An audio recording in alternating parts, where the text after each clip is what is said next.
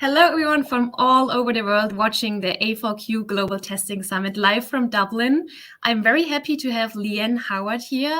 She's joining our testing summit this time. She was already participating the A4Q World Congress Edition 1 and 2. And now we are very happy that you are also here for the A4Q Global Testing Summit.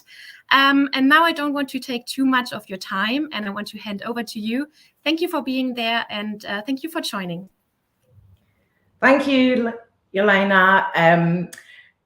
I just firstly want to kick off. If anyone has any questions, please post your questions in the chat, and I'll try and save some time at the end to walk through your questions. I'm also going to leave my details on the last slide. So if I don't get an opportunity to answer your questions in the presentation, or if it's a long-winded answer to your question and we don't get enough time, please post your questions and I'll pick them up offline afterwards.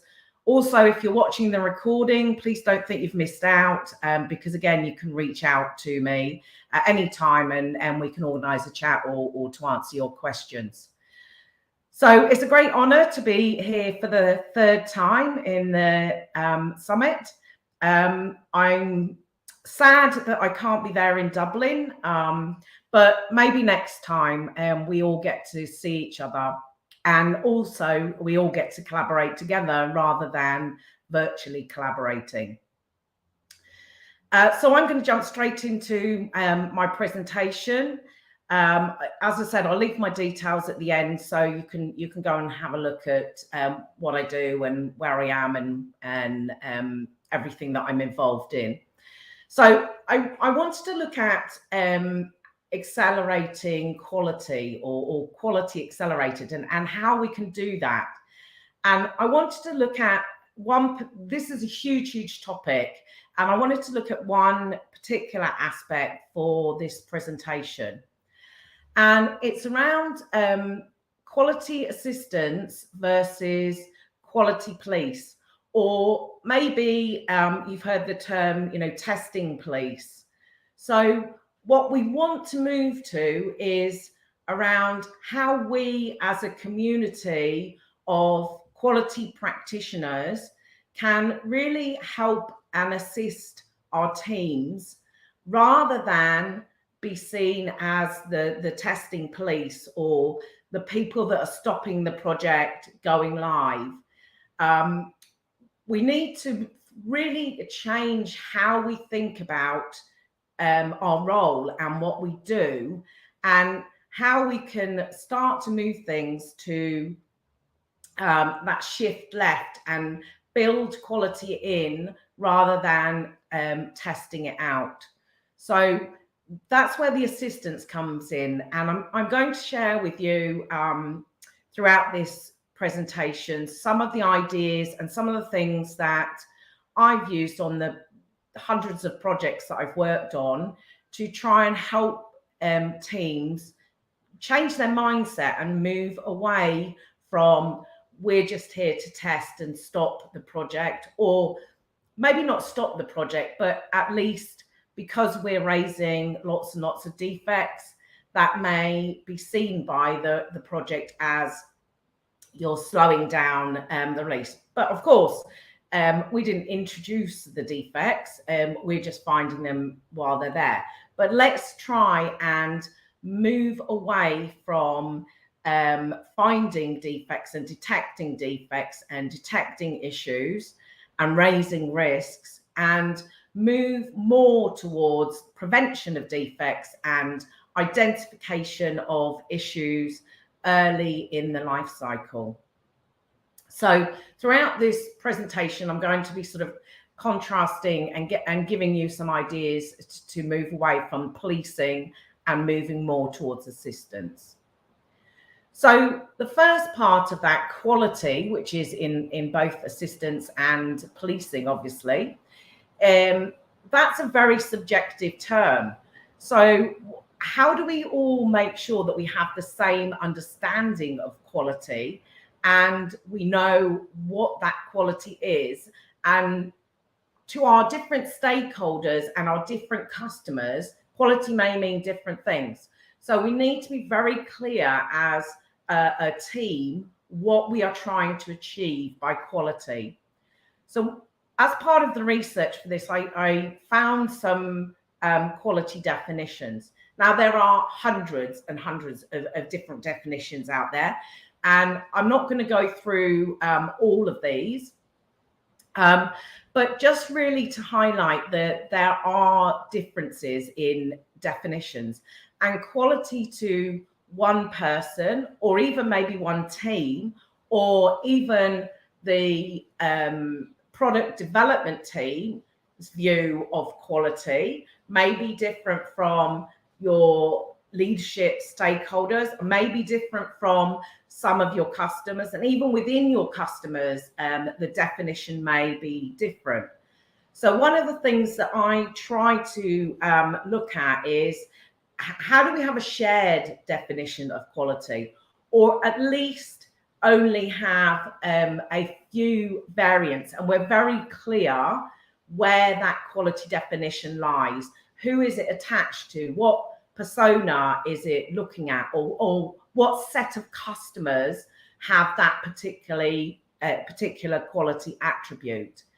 And then we can make sure that once we've got that clear definition and we have that group view, and we're all singing off the same hymn sheet, if you like, and we all have that same understanding, then we can look at, how do we satisfy that quality requirement, and what do we need to do in order to make sure that we are building that quality in. So we're doing the quality assistance, and we're not being the quality police or the testing police and testing it out, or in some cases leaving the testing till very late, when sometimes we don't even have the opportunity to fix some of those defects, because there may be a legal requirement, for example, for some particular solution to be released, and we don't necessarily always get a chance to fix all of those defects. So let's change the way we think, change the way that we work, introduce better ways of working, not only within our teams, but within our customers' teams as well. So that was some high-level definitions of quality, if you like. Garvin came up with a list of kind of quality attributes or ways of defining quality. And some of these may resonate with you, and some of them may be ones that, your particular product development is really focused on. So things like, are you in manufacturing? So maybe you might want to think about going for a definition based on manufacturing. Maybe you're very focused on your user and you're using different personas in order to ensure that you're delivering the product that you need to deliver, but also to the level of quality that is demanded by your customer. And your customer may be an internal customer, part of your organization, or it may be an external customer. So again, as you can see, there's lots of different definitions of quality, and we need to be very clear about what is it that we are striving for as a team, and try to get some consensus of what that quality means. Because as you can see, there's a wide range of definitions here. So are we looking at something that is intended as per design and requirements? Are we looking at wants and needs, which is a slightly different variant on those requirements? Are we looking at something based on a sort of cost model? So if you're looking at your value-based quality, so are we ensuring that the quality that we're building into our product meets the cost that it's taking for us to build that quality in, and we're going to end up with a product at the end that our customers are actually going to use, but more importantly, are going to pay for, because quality costs money at the end of the day. And there's lots of techniques, as I said, which we're going to explore in order to get that level of quality. But there has to be a balance. We have to make sure that we are delivering a product, and we're delivering a product in a timely way. Maybe it's driven by, market forces. Maybe our competitor is coming out with a new product. So we need to make sure that we have something that is in competition with our customers, so that they don't take all of our customers, or we grow our customer base because we are delivering a product that more and more customers outside of those that normally deal with us are going to want. So there's always sort of 2 or 3 sides to quality. So again, I would encourage you as a team to really understand what does quality mean to you, and how you're going to drive that quality into your product. Whoops, I think I just skipped slide. So as I said, quality costs, and it's a balancing act. So on the right-hand side of the scales, we have our external failures, and that's what we're trying to balance all of the good building quality in practices and quality assistant practices against. So our external failures are, brand damage, or we didn't meet a legislative requirement, so we got fined for our company, or we get a lot of customer complaints. So we need to balance the cost of those, which can be very significant, with the costs of the prevention, the appraisal, and the internal failures, which is what we can do as a team to look at how we're building that quality in, and look at how we can measure that quality.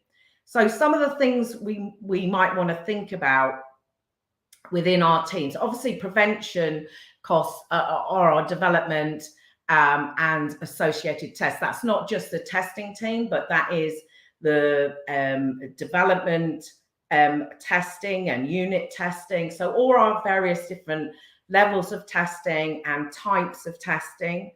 We might have some appraisal costs. So we might decide we're going to do a quality audit, or we introduce things like inspections to our product. And we also have those internal failures.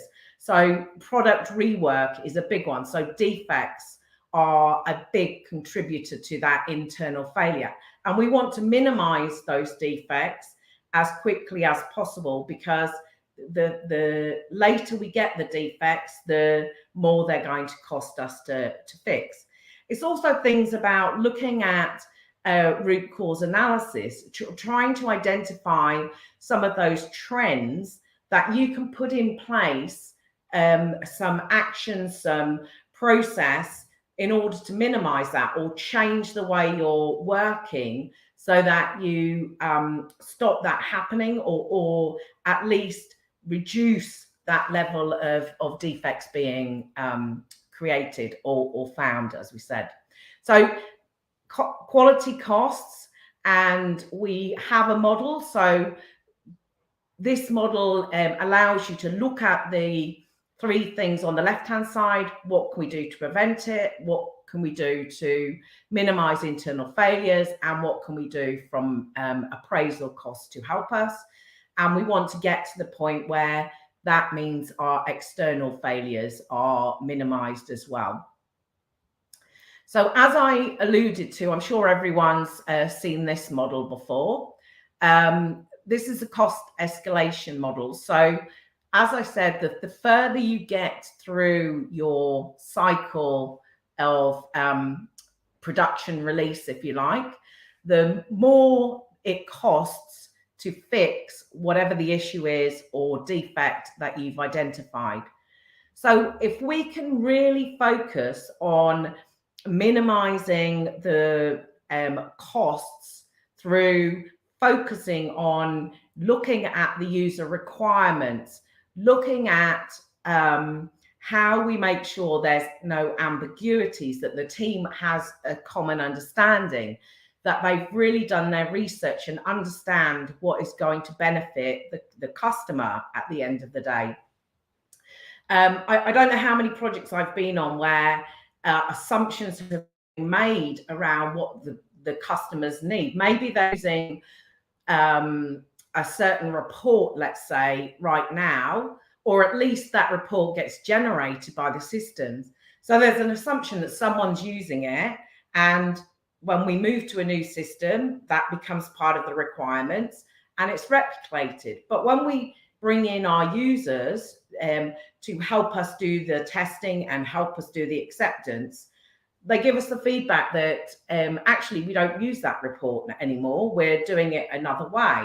So we need to make sure that we are actually building something that our users are going to use, and in not investing in something that is maybe used once a year or once a quarter, as opposed to something that is used every minute of every day by hundreds of people in your organization.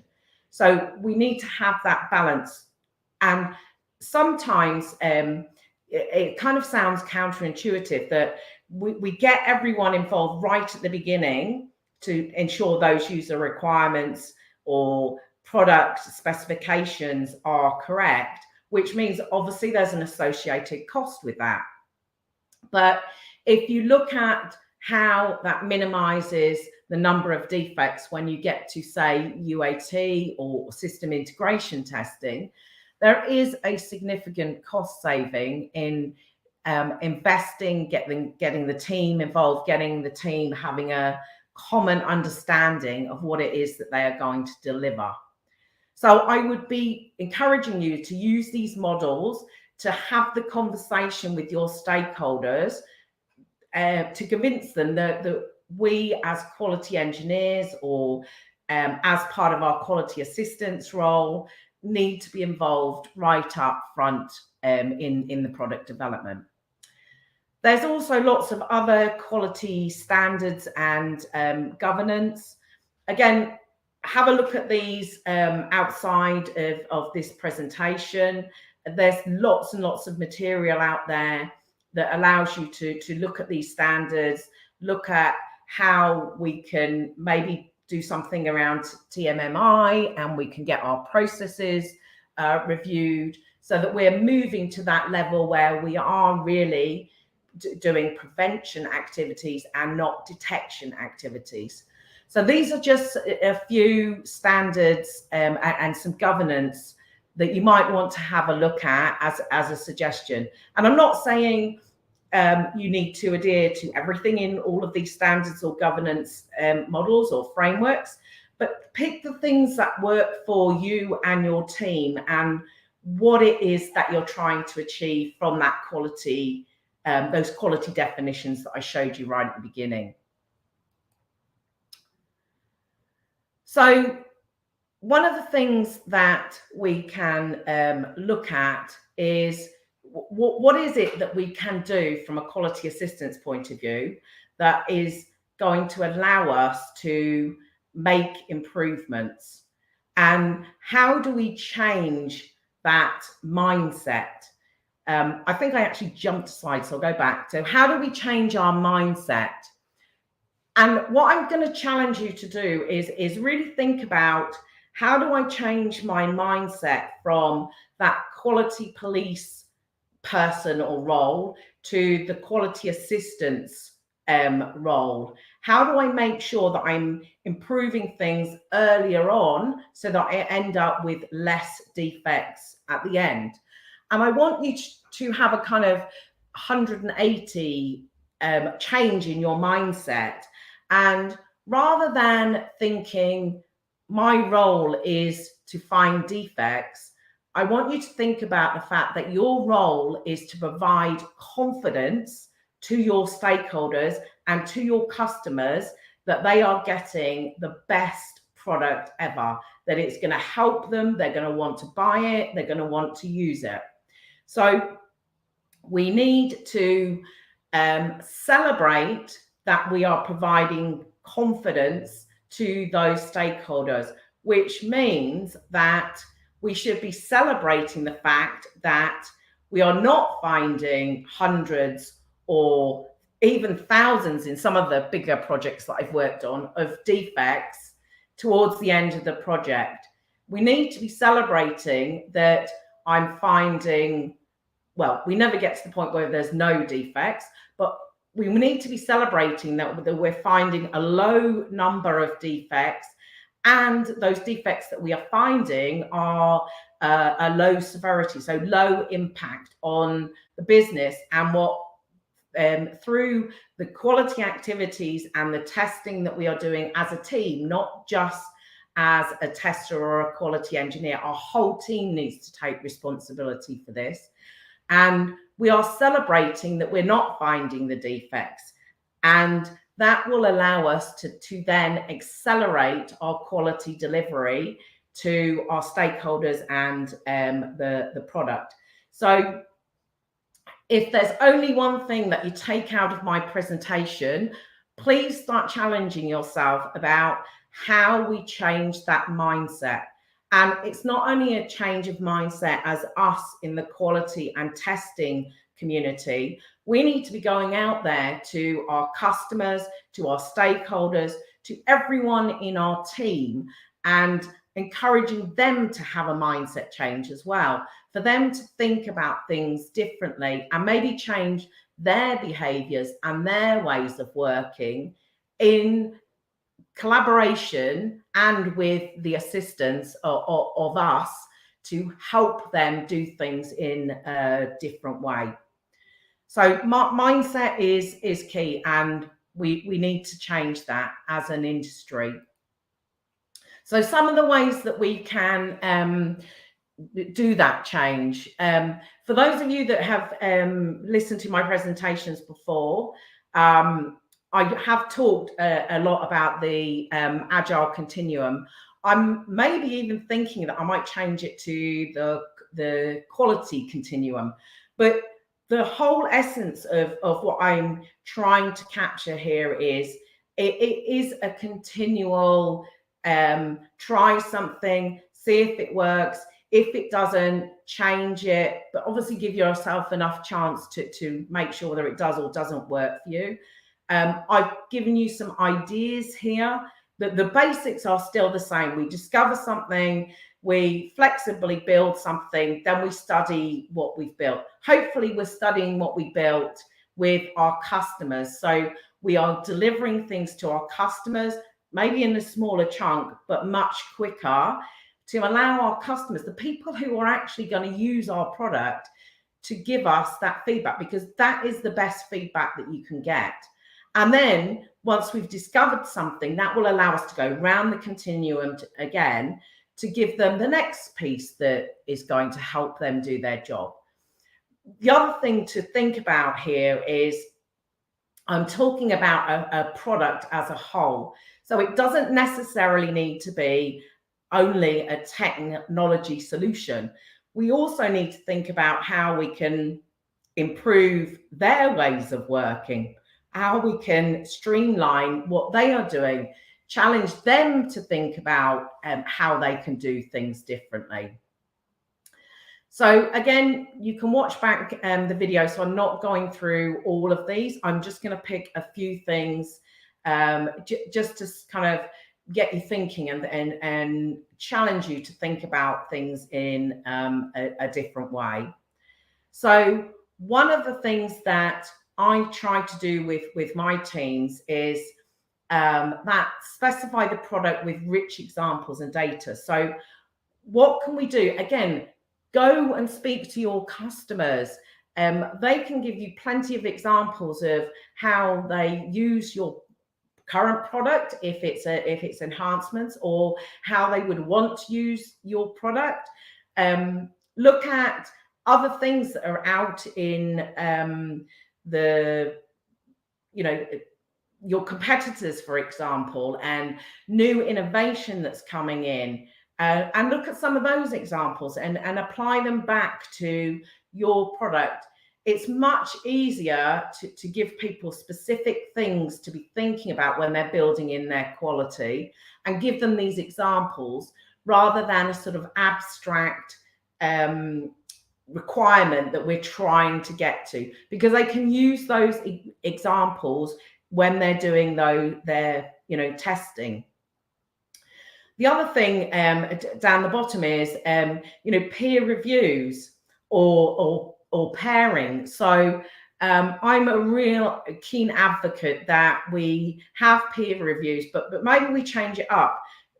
Typically peer reviews are a developer and a developer, or a tester and a tester, similar to pairing, but let's change it up. Let's get a mix of people in. Let's get a developer, a tester, maybe a BA, maybe a solution architect to do peer reviews, so that we can all provide that feedback. And again, we're building up that common understanding with the view of what it is that we're trying to achieve from a quality perspective, always there in the back of our minds. And another thing is identify and explore that product risk.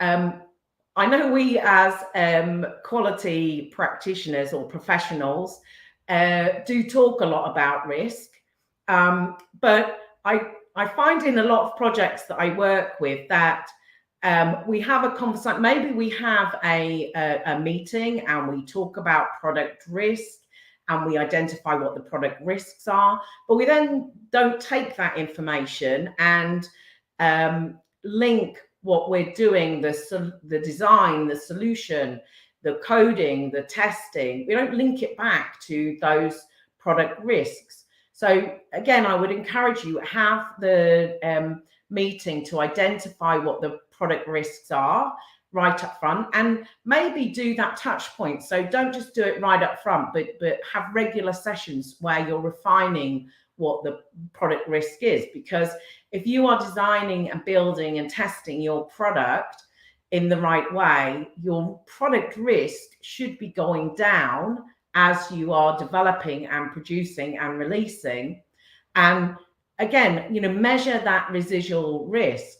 So make sure you're looking at metrics that can measure residual risk, and understand what the coding, the practices, the quality assistance that you are helping your teams with, how that equates back to that product risk, and that risk being reduced before we do the release to production. So I would encourage you, create something like this. It doesn't have to be in this format. Keep revisiting it, try different things. By all means, please take any of these that you want to use. Maybe you create this as a team charter, for example. I've seen teams do that. Or some of these things might fit into your definition of ready or your definition of done. But make sure it's front and center, and everyone understands the role that they play in building this quality in, and not waiting till the end to find the defects. We want to change the mentality of, and this is a bit of a generalization. I'm not saying all developers are like this, but I have seen some developers where they give an estimate of their development. It gets to the point where the estimate is up, or the date they should have released something to testing comes, and they just literally throw it over the fence and go, oh, it's testing's job to make sure there's no defects, so they can find the defects. We need to change that mentality. We need to work as a team to ensure that everyone is responsible for quality and everyone knows the part they're playing, and we can help them. Don't wait until you have the product thrown over the fence to be having the conversations around quality. Work with your developers, get them to understand what it is that you're expecting. have discussions about your acceptance criteria and your quality expectations, so that you're all on the same page and you're all thinking about it right from the start and preventing those defects, not detecting them. So that leads me on to, what can we do to prevent things? I've talked about some of these, but just to reiterate and talk about some of the others that I haven't talked about previously. So quality assistance is about that whole shift left, about building that quality in and not testing the quality out. And we all have a role to play in quality assistance. And we need to be starting that right from the very first, as we saw in the cost escalation model. If we can start applying quality attributes and a quality mindset and a quality way of thinking right when we are doing our product specifications, so that we're having the conversations, we all have that same view, then that is going to automatically find some of those defects, or not even find, but prevent those defects from happening, because we'll have a shared understanding. Again, I don't know how many meetings I've been in when we got some, maybe a defect triage meeting, and we have the BA and they're talking about defect, this is what was supposed to have happened. The developer talks about, well, this is what I thought you wanted. And then the tester has a different view. Well, this is what I've tested. So we need to eliminate those conversations so that everyone has that same view. So looking at things like early static testing, we don't need to execute anything to find defects and find issues in the solution that we are going to provide. We need to start those conversations about testability very early. Think even down to how someone designs their code, and there's plenty of coding practices and frameworks out there, but how are they going to design their code that makes it easier for testing to happen, or easier for automation, so that we can automate a lot of these checking activities, and we can focus on those complex scenarios that could provide us with maybe a severity 1 defect, but we spend our time checking when an automated tool can do those checking for us. We need to think about planning up front. So rather than creating a test plan, let's create a quality plan. Let's have the conversation with our team so that we all have that same view of what quality is. And we all decide what are the quality activities we are going to do as a team. Think about some of the things that you can use. So the Agile Continuum, or let's rephrase it, the quality continuum. But I find things like defect taxonomies are brilliant. There's a lot of them out there that you can go and research, but why not create your own? Again, in organizations that I work with as a consultant, I'll hear people saying to me, oh yeah, we always get defects in that area. Or yeah, that's area's never very stable, and we need to put a lot of tests in place for that area. That's what we're trying to get to with our defect taxonomy. It's looking at the history of your defects that you've gathered as part of your organization, and maybe across product teams, and finding some trends, identifying where we have got those opportunities to build that quality in much earlier, rather than testing it out.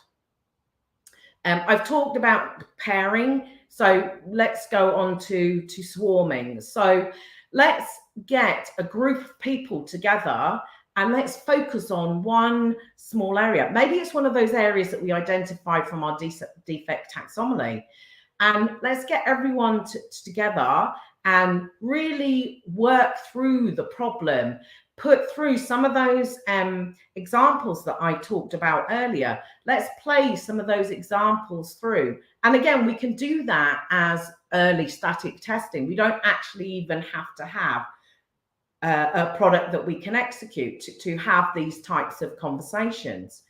And so looking at how we can bring the conversations forward, anticipate, that's what we need to do. We need to be anticipating what defects we might find and making sure that we are designing and building a solution that doesn't have those defects in. So some of another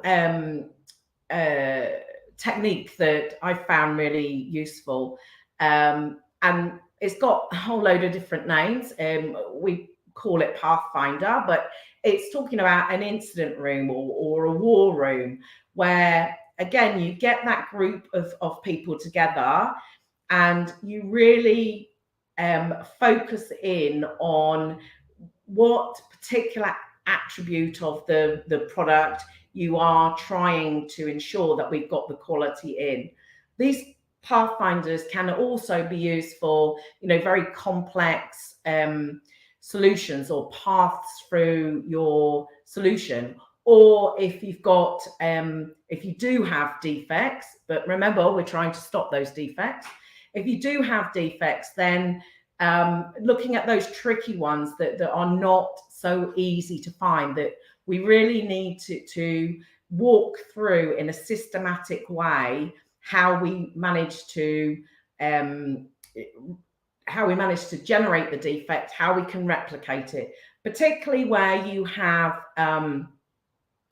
multiple third-party vendors in your team who don't always talk to each other and don't always do that sort of third-party to third-party integration before it comes to testing. And also they only know their part of the system, the solution that they're providing for that particular area of the solution. They might not know the whole end-to-end scenario or business process or user requirement that you're trying to satisfy for your persona. So these pathfinders or incident rooms are really good at getting everyone together, getting everyone again having that common understanding and talking through the problem and working out together as a group how we can get that quality, we can get what the customer is demanding and create a really great product. So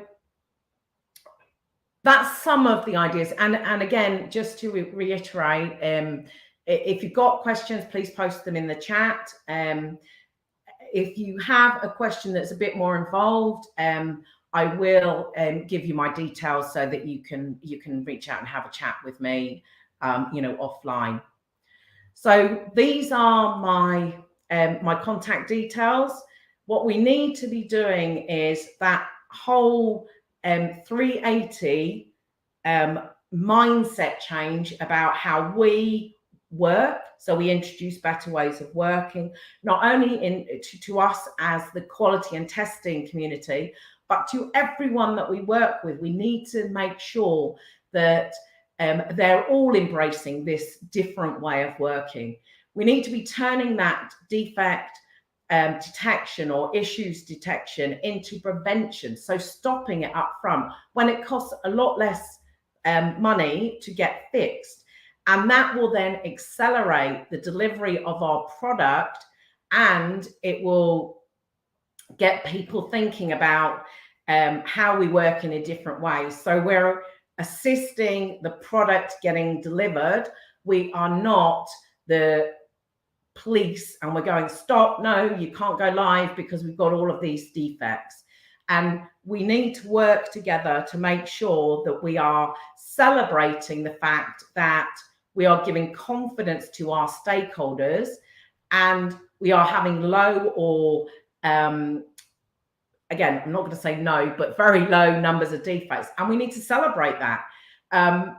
Again, I was working on a project where they had like a horn that they blew every time they found a defect.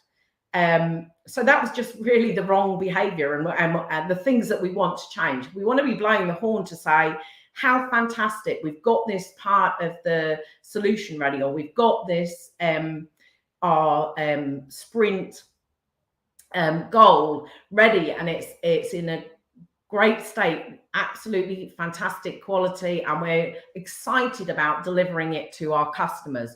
We're not apprehensive that when it goes into production that we are going to find defects.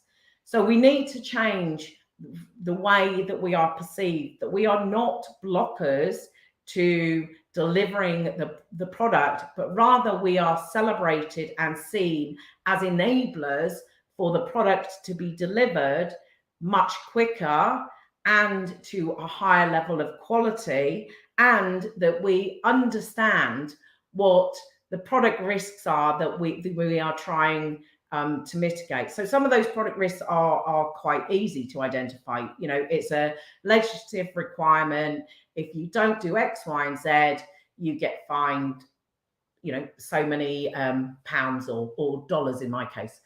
So that's easy to identify, but some are much more subtle, because as I started this presentation with, you know, quality is in the eyes of the beholder, and we probably all have a different view of what quality means.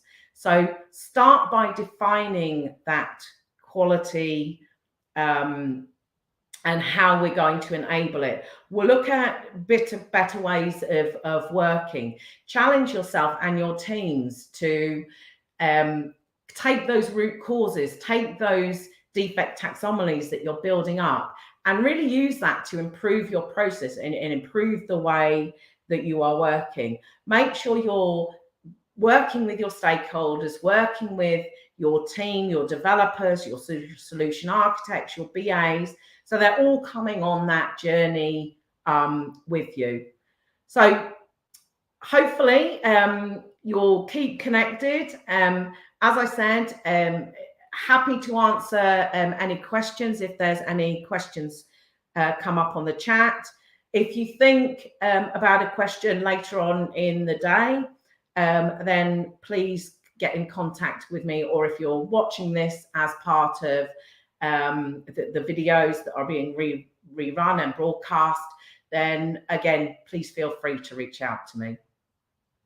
So I hope you've enjoyed that. I hope you've got some ideas about turning yourself and your teams from that quality police role to the quality assistance role. Thank you for Leanne for the presentation. For now, we did not receive any comments or questions, so I think the audience is now very happy. But I think maybe there will comments coming up or questions coming up. But you shared your contact details, so they can contact you directly, or you can just share your comment under the video, and we can let Leanne know so that she can answer your question. Yeah, thank you for joining this time. I've obviously blinded them with all the suggestions they're thinking about. Oh no, how can I do that? One little tip I would say is don't try to do everything all at once. So pick maybe a couple of the things that I've suggested and try them out with your team. And that's the best way to go. Yeah, thank you very much for those tips and suggestions. It was very lovely. Thank you for being there again. Thank you for participating in the A4Q Global Testing Summit. And yeah, now I hope you will enjoy your day. And to the audience, just pop into the next presentations. There will be a lot more coming. You can see the program on the website. Thank you for participating, Leanne. Thank you. Bye. Bye. Bye.